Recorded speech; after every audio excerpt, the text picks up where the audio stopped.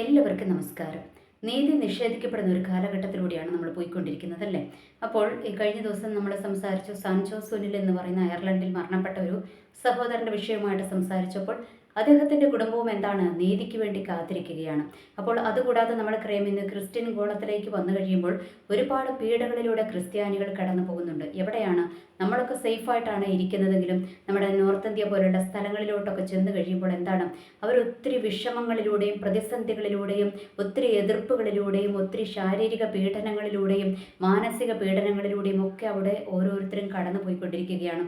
അപ്പോൾ ചിലർക്കെതിരെ case file ചെയ്തിരിക്കുകയാണ്. നമ്മൾക്കറിയാം എന്തിനാണ് സുവിശേഷം പറഞ്ഞു എന്നതിൻ്റെ പേരിൽ അവരെന്താണ് മതപരിവർത്തനം നടത്തി എന്നൊക്കെ പറഞ്ഞുകൊണ്ട് അവർക്കെതിരെ ചുമ്മാ അനാവശ്യമായിട്ട് എന്താണ് കേസ് ഫയൽ ചെയ്തിരിക്കുകയാണ്. ഒരു ഭാഗത്ത് നമ്മൾക്കറിയാം ഇന്ന് ഇന്ത്യയിലെ ഏറ്റവും കൂടുതൽ അല്ലേ അലിഗേഷൻസ് എന്തിനാണ് ഫേക്ക് അലിഗേഷൻസ് എന്തിനാ പറയുന്നത്?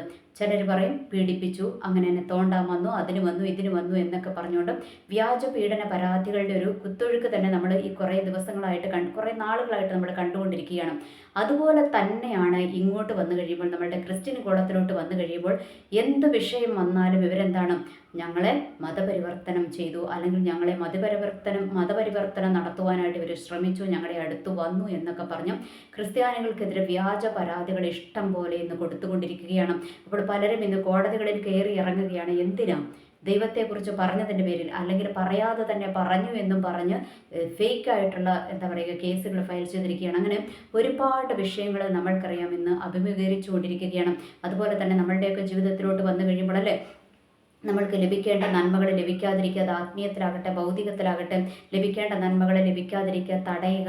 പിന്നെ എന്താണ് നമ്മളുടെ ജോലി മേഖലകളിൽ നമ്മൾക്ക് നീതി നിഷേധിക്കപ്പെടുന്നു, വിദ്യാഭ്യാസ സ്ഥാപനങ്ങളിൽ നീതി നിഷേധിക്കപ്പെടുന്നു, കുടുംബങ്ങളിൽ നീതി നിഷേധിക്കപ്പെടുന്നു, സഭയ്ക്കുള്ളിൽ നീതി നിഷേധിക്കപ്പെടുന്നു, സമുദായത്തിൽ അതുപോലെ തന്നെ നമ്മളുടെ ചുറ്റുവട്ടങ്ങളിൽ നമ്മളുടെ എന്താ പറയുക എങ്ങോട്ട് നോക്കിയാലും നീതി നിഷേധിക്കപ്പെടുന്ന ഒരുപാട് സാഹചര്യങ്ങൾ നമ്മൾക്ക് മുൻപിൽ ഉണ്ട് എന്നുള്ളതൊരു യാഥാർത്ഥ്യമാണല്ലേ. ഇവിടെയൊക്കെ പലപ്പോഴും പലരും നിസ്സഹായരായിട്ട് നിൽക്കാറാണ് പതിവ്. എന്ന് വെച്ചാൽ നമ്മൾക്കറിയാം നമ്മുടെ ലോകപരമായ ഒരു കോടതിയിലോട്ടൊക്കെ പോയി കഴിഞ്ഞു കഴിഞ്ഞാൽ അതിന് എന്താണ് തെളിവുകൾ വേണം. തെളിവുകളില്ല എങ്കിൽ ഇപ്പോൾ ഒരാളെ കൊന്നുവെന്ന് ഒരു വ്യക്തി കണ്ടു എങ്കിൽ പോലും അവിടെ തെളിവുകളും അതിൻ്റെ എന്താ പറയുക സാധ്യതകളും ഒക്കെ ഉണ്ടാകണം. എല്ലാം ഉണ്ടെങ്കിൽ മാത്രമേ അവിടെ എന്താണ് ആ കേസ് ജയിക്കത്തുള്ളൂ അല്ലേ. അല്ല എങ്കിൽ എന്താണ് തെളിവുകളുടെ അഭാവത്തിൽ വെറുതെ വിടുന്നു എന്നും പറഞ്ഞ് വെറുതെ വിടുന്ന കേസുകളൊക്കെ ഇന്ന് ഒരുപാടുണ്ട്. അപ്പോൾ ഇവിടെ നമ്മൾ മനസ്സിലാക്കേണ്ട ഒരു കാര്യമുണ്ട്. നമ്മൾക്ക് ശരിക്കും നീതി എവിടെ നിന്നാണ് വരുന്നത്? നീതി വരുന്നത് സ്വർഗത്തിൽ നിന്ന് അല്ലെ. നമ്മളുടെ ദൈവമാണ് നീതി നമ്മൾക്ക് നടത്തി തരുന്നത്. കാരണം എന്താ? അവിടുന്ന് നീതിയുടെ ദൈവമാണ്, നീതിയോടെ വിധി കൽപ്പിക്കുന്ന ദൈവമാണ്, നീതിയുടെ ദൈവമാണ്. അതുകൂടാതെ എന്താണ്? ദൈവമാണ് സകലത്തിൻ്റെ പരമാധികാരി അല്ലേ. അവിടുന്ന് പരിപാലകനാണെന്ന് പരിശീലകനാണ്. ഇതൊക്കെ നമ്മൾക്കറിയാം. എന്നാലും നമ്മൾ പലപ്പോഴും ദൈവത്തിൽ ആശ്രയിക്കാതെ നമ്മൾ ലോകത്തിൻ്റെ പുറകെ പോകുന്നത് കൊണ്ട് എന്താ പറ്റുന്നതെന്ന് അറിയാമോ? നമ്മൾക്ക് പലപ്പോഴും നീതിയൊന്നും ലഭിക്കാറില്ല. കാരണം നമ്മൾ ദൈവത്തിൽ മാത്രം ആശ്രയിച്ചു കഴിഞ്ഞാൽ എന്ത് സംഭവിക്കുമെന്നറിയാമോ? ദൈവത്തിൻ്റെ നീതി നമ്മളുടെ മേൽ ഇറങ്ങി വരുന്നത് നമ്മൾക്ക് കാണുവാനായിട്ട് കഴിയും. ഇത് ഞാൻ ചുമ്മാ പറയുന്നതൊന്നുമല്ല, എൻ്റെയൊക്കെ ജീവിതത്തിൻ്റെ അനുഭവങ്ങളിൽ നിന്ന് തന്നെയാണ് ഞാൻ സംസാരിക്കുന്നത് കേട്ടോ. ദൈവം നമ്മൾക്ക് നീതി നടത്തി തരുന്ന ഒരുപാട് അനുഭവങ്ങൾ എൻ്റെ ജീവിതത്തിൽ ഉണ്ടായിട്ടുണ്ട്. ഇനി എനിക്കറിയാവുന്നവരുടെ ജീവിതത്തിൽ ഉണ്ടായിട്ടുണ്ട്. അവിടെയൊക്കെ നമ്മൾ എന്താ ചെയ്യേണ്ടതെന്ന് അറിയുമ്പോൾ ദൈവത്തിൽ മാത്രം നമ്മളങ്ങ് ആശ്രയിക്കുവാനായിട്ട് തയ്യാറായാൽ മതി. അപ്പോൾ ദൈവം എന്ത് ചെയ്യും? നമ്മൾക്ക് നീതി നടത്തി തരുന്ന ഒരു നല്ല പിതാവിനെ നമ്മൾക്കിവിടെ കാണുവാനായിട്ട് കഴിയും. അതുകൊണ്ട് നമ്മൾ ദൈവത്തിൽ ആശ്രയിക്കുക. കാരണം നമ്മുടെ ഈ ലോകത്തിലുള്ള കോടതികളുടെയൊക്കെ പുറകെ പോയി കഴിഞ്ഞാൽ നമ്മളുടെ ടൈം നഷ്ടം. ഒരു ചെറിയ കേസിന് പോലും വിധിയൊക്കെ പറഞ്ഞെങ്കിൽ എത്ര വർഷങ്ങൾ കാത്തിരിക്കണം അല്ലേ. നമ്മളുടെ ടൈം നഷ്ടം, പൈസ നഷ്ടം, നമ്മളുടെ മാനസിക സംഘർഷങ്ങൾ, ഇങ്ങനെ ഒരുപാട് മേഖലകളിലൂടെ നമ്മൾ കടന്നു പോകണം. എന്നാൽ നമ്മുടെ ദൈവത്തിൻ്റെ സന്നിധിയിൽ ഒന്ന് മുട്ടുമടക്കി 2 തുള്ളി കണ്ണുനീരൊഴുക്കുവാൻ നമ്മൾ തയ്യാറായി കഴിഞ്ഞാൽ എന്താ സംഭവിക്കുന്നതെന്നറിയാമോ? വർഷങ്ങളായിട്ട് നമ്മൾക്ക് ലഭിക്കാത്ത നീതിയൊക്കെ നിമിഷ നേരം കൊണ്ട് നമ്മൾക്ക് തരുന്ന ഒരു ദൈവമാണ് നമ്മൾ ആരാധിക്കുന്ന ദൈവം. ആ ദൈവത്തെ നമ്മളൊന്ന് തിരിച്ചറിഞ്ഞാൽ മതി കേട്ടോ. അപ്പോൾ ദൈവം എന്ത് ചെയ്യും? നമ്മൾക്ക് നീതി നടത്തി തരും എന്നുള്ളൊരു യാഥാർത്ഥ്യം നമ്മൾ തിരിച്ചറിയുക. ഇനി അതിന് നമ്മൾ എന്താ ചെയ്യേണ്ടതെന്ന് അറിയാമോ? നമ്മൾ വചനമുണ്ട്, വചനം വെച്ച് പ്രാർത്ഥിക്കണം. കാരണം വചനം ദൈവമാണ്. ഞാൻ എപ്പോഴും പറയാറുള്ളത് അല്ലേ, വചനം ദൈവമാണ്. നമ്മൾ വചനം വെച്ച് പ്രാർത്ഥിക്കണം. ആ വചനത്തിന്മേൽ വചനം ഞാൻ പണ്ട് പറഞ്ഞിട്ടുണ്ട്, പണ്ടൊരു വീഡിയോയിൽ ഞാൻ പറഞ്ഞു നമ്മുടെ കയ്യിലിരിക്കുന്ന വിശുദ്ധ ബൈബിൾ എന്താ? അതൊരു ലോ പുസ്തകമാണ്. എന്ന് വെച്ചാൽ സ്വർഗീയ കോടതികളിൽ വിധി പ്രസ്താവന നടത്തുന്ന ഒരു പുസ്തകമാണ് നമ്മുടെ കയ്യിലിരിക്കുന്ന വിശുദ്ധ ബൈബിൾ. ഓക്കെ, അതുകൊണ്ട് നമ്മൾ എന്ത് ചെയ്യണം? ഈ ലോ പുസ്തകം നമ്മുടെ കയ്യിൽ ദൈവം ഏൽപ്പിച്ചിരിക്കുന്ന ആ ലോ പുസ്തകം നമ്മളങ്ങ് തുറക്കണം.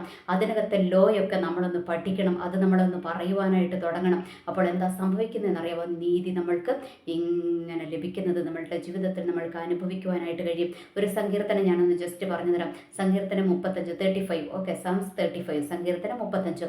അപ്പോൾ ആ സങ്കീർത്തനത്തിനകത്ത് എന്താ പറയുന്നതെന്ന് അറിയാമോ? യഹോവയെ എന്നോട് വാദിക്കുന്നവരോട് വാദിക്കണമേ, എന്നോട് പൊരുതുന്നവരോട് പൊരുതണമേ എന്ന് പറഞ്ഞിട്ടാണ് ആ സങ്കീർത്തനം അങ്ങ് തുടങ്ങുന്നത്. കാരണം ഇത് എഴുതിയത് ദാവീദ് എന്തിനാണ് ഇത് എഴുതിയത്?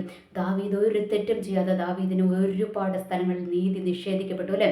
ശൗൽ രാജാവിനെ പേടിച്ച് ഓടിപ്പോയി. ദാവീദ് കുറ്റം ചെയ്തിട്ടാണോ? അല്ലേ?